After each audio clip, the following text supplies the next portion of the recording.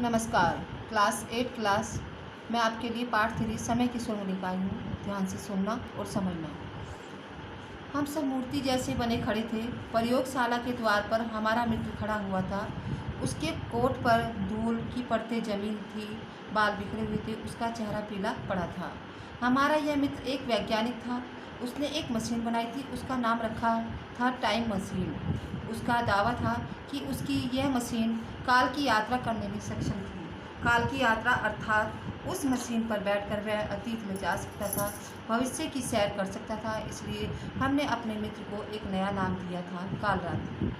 उसने हमें अपनी इस मशीन के बारे में कई बार बताया था। उसका आकार एक कुर्सी जैसा था।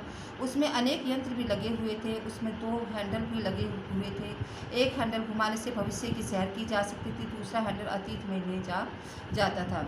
कालयात्री ने हमें आज भोज के लिए बुलाया था। जब हम उसके निवास स्थान पर पहुंचे तब न तो कालयात्री वहाँ था और न उसका कालियत अर्थात टाइम मशीन। उसने एक पत्र लिख छोड़ा था कि यदि मैं 7 बजे तक न आ पाऊँ तो आप लोग भोज जरूर शुरू कर देना।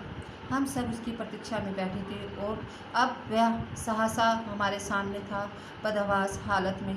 थोड़ी देर बाद वह कुछ सामान्य हुआ और उसने अपनी आप बीती बतानी शुरू करी। उसने बताया, आज सुबह मैंने अपने काल यंत्र को पूरी तरह तैयार कर दिया था। अब मुझे उसका परीक्षण करना था, इसलिए मैं उस पर बैठ गया और मैंने भविष्य की यात्रा पर ले जाने वाला हैंडल खींचा। हैंडल खींचते ही प्रयोगशाला गायब हो गई। पल भर में दिन निकलता और पल भर में रात हो जाती। काल यंत्र में लगी घड़ी की सुइयां तेजी से घूम रही थी। मैंने पल भर में 20वीं सदी पार कर ली थी, फिर 21वीं सदी और दूसरे पल में 22वीं सदी में पहुंच गया। मैंने सोचा इस तरह तो यात्रा का कहीं अंत नहीं होगा। मैंने हैंडल खींचा। अगले पल सैकड़ों बिजलियों के कड़कने की आवाज़ आई। मारे बह के मेरी आंखें बंद हो गई। कुछ देर बाद जब मेरी आंखें खुली तो मैंने स्वयं को एक हरे भरे मैदान में पाया।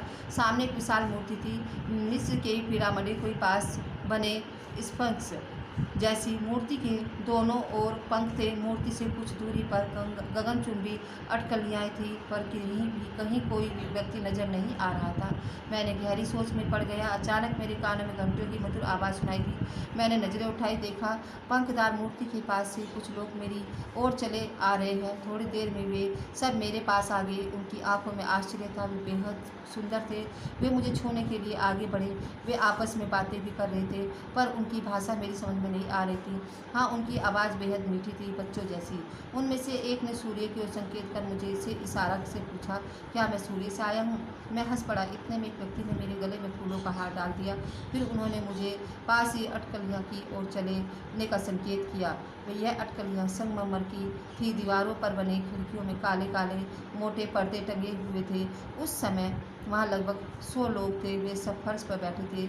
उनके सामने चौकियाँ थीं जिन पर सुंदर पात्रों में तरह तरह के फल रखे थे। वे सब बच्चों जैसे थे, खिलखिलाकर हंसते, बातें करते हुए मेरी ओर उत्सुकता से देखते।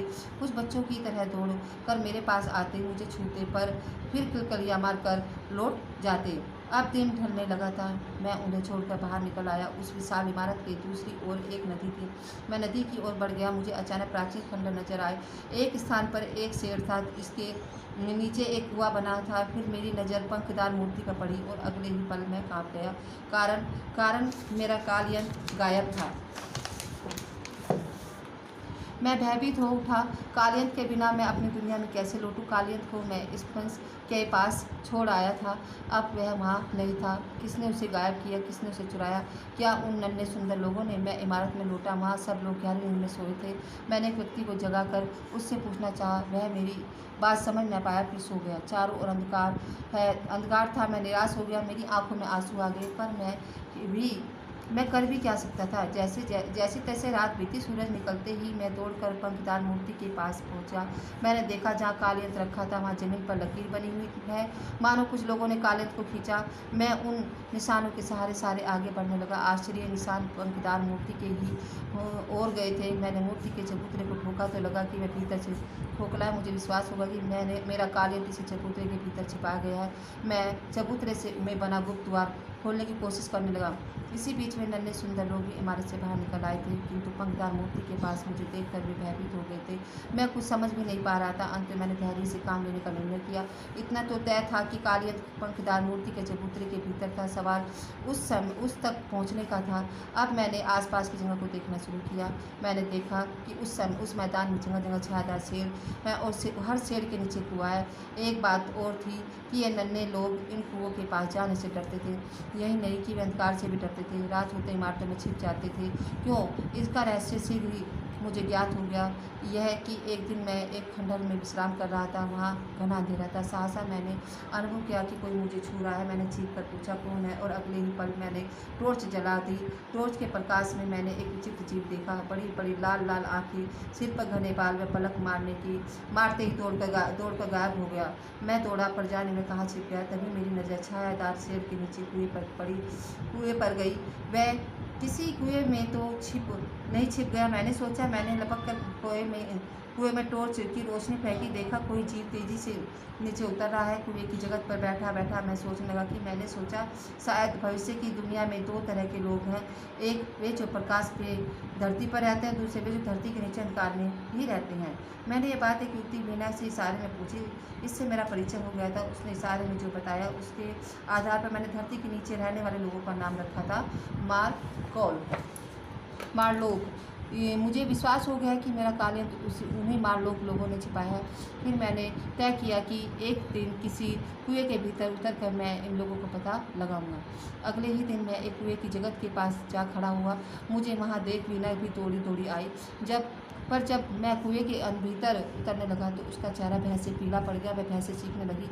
मैं निश्चय कर चुका था कि मारलोक लोगों को दुनिया देखनी जरूरी थी। मेरा कालियत अवश्य उन लोगों की नहीं छिपाया था। अब मैं कुएं के भीतर तेजी से उतरने लगा। थोड़ी देर बाद मैं धरातल पर पहुंच गया। मैंने माचिस की तीली जलाई तो एक सुरंग दिखाई दी। मुझे कई मशीनों के चलने की आवाज़ भी सुनाई दी। मैं उसी दिशा में आगे बढ़ा। थोड़ी देर जाने पर मैंने देखा कि सुरंग खत्म हो गई। फिर और एक खुली जगह में तरह तरह की मशीनें लगी हैं। यह आवाज़ उन्हीं की थी। मुझे लगा कि जैसे मशीनों के पीछे मारलोक छिपे हैं और माचिस की तिल्ली बुझाते ही अंधकार में वे सब मुझ पर टूट पड़ेंगे। मेरी आशंका सच निकली। माचिस की तिल्ली बुझते ही वे सब शोर करते हुए मुझ पर टूट पड़े। मैंने तुरंत एक तिल्ली जलाई। वे चीखते हुए पीछे हट गए। मौका पाकर मैं दौड़ा और सामने एक कुएं की सीढ़ियाँ थी। मैं उनके सहारे चढ़ने लगा और उन्हें किसी तरह धक्का देता हुआ कुएं से बाहर आ गया। अब कोई खतरा नहीं था। चारों ओर दिन का प्रकाश था। प्रकाश से मारलोक निकल नहीं सकते थे। बाहर उन नन्हे लोगों को भीड़ लगी हुई थी। मैं बेहद थक गया। तरह तरह की चिंताओं ने मुझे घेर लिया। यह तो तय था कि मेरा कालियत मारलोक लोगों ने ही छिपा कर रखा है, पर कहा पहले यह पता लगाना जरूरी था। अब मैं इसे उधेड़-बुन में लगा रहता। एक दिन जंगल में घूमते घूमते मुझे दूर एक नीली इमारत नजर आई। मेरे मन में उत्सुकता जगी और मैं पंखदार मूर्ति की ओर लौट पड़ा। मेरा इरादा वीणा के साथ उस इमारत में जाने का था। वीणा मुझे मिल गई। उसे लेकर मैं उस नीली इमारत की ओर बढ़ चला। यह नीली इमारत दरअसल एक पुरातत्व संग्रहालय की थी। मैंने उसमें तरह तरह की वस्तुएं देखी। कुछ वस्तुएं हमारे इस जमाने की थी। कांच की एक पेटी में एक माचिस की डिब्बी रखी हुई थी। उसे देखते ही मैं खुशी से उछल पड़ा। मैंने कांच तोड़कर वह डिब्बी निकाल ली। इसी तरह एक पेटी में मुझे कपूर मिला।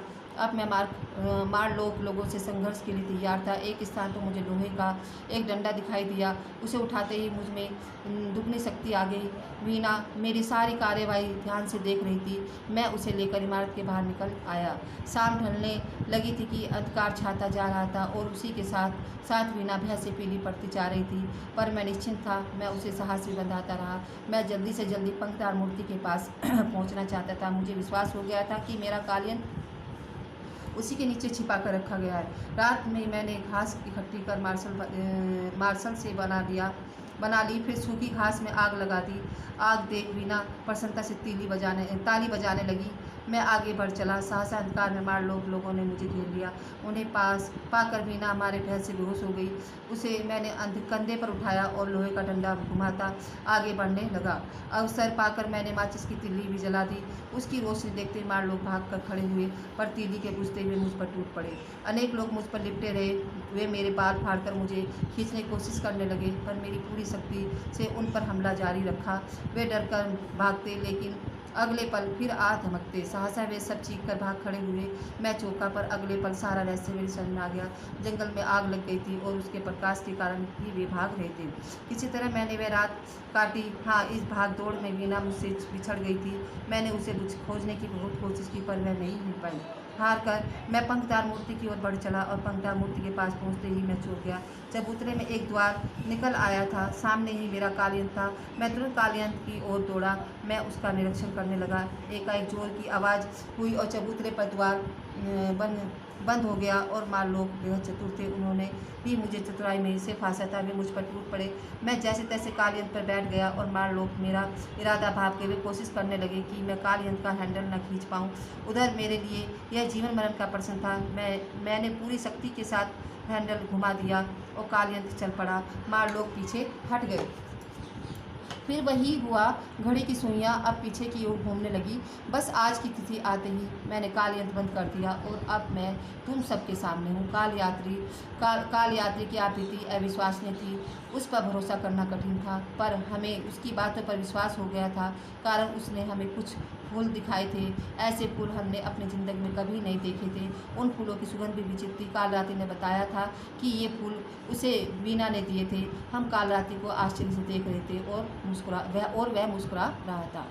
अब आप इस चैप्टर को स्वयं पढ़ेंगे और ध्यानपूर्वक देखना इसमें किस किस तरह से कैसे कार्य किया गया है और मुझे फिर बताना है। धन्यवाद।